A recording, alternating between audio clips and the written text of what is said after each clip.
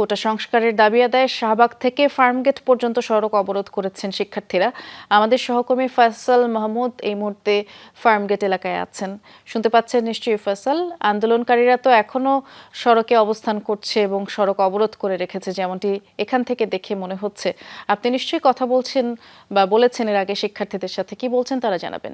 Ceylon family ব্লেন্ডের কড়ালিকার আর সতেজ সাদের perfect ব্লেন্ডে স্বপ্নেরা মিলুক টানা।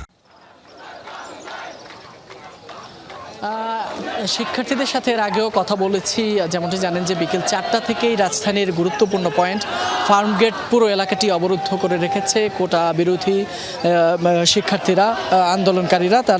তাদের একটাই দাবি, এখন পর্যন্ত তাদের যে এক দফা দাবি সেটি আদায় না হওয়া পর্যন্ত তারা রাজপথ না ছাড়ার ঘোষণা দিয়েছেন।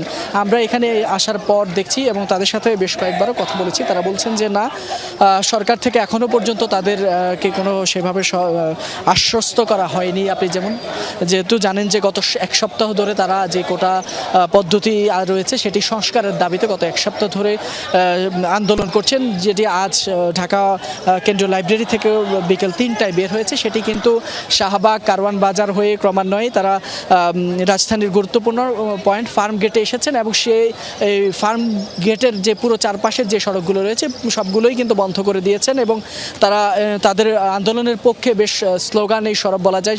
সেই বিকেল থেকেই আন্দোলনকারীরা বিভিন্ন স্লোগান দিচ্ছেন, তাদের কোটা বৈষম্যের বিরুদ্ধে আওয়াজ তুলছেন। তাদের সাথে আমরা দেখছি আশেপাশের যে সকল বিশ্ববিদ্যালয়গুলো রয়েছে, কলেজগুলো রয়েছে, সেখান থেকেও কিন্তু ছাত্ররা আসছেন, তাদের সাথে একাত্মতা প্রকাশ করছেন, তাদের যে আন্দোলন সেটিকে আরও বেগবান করছেন।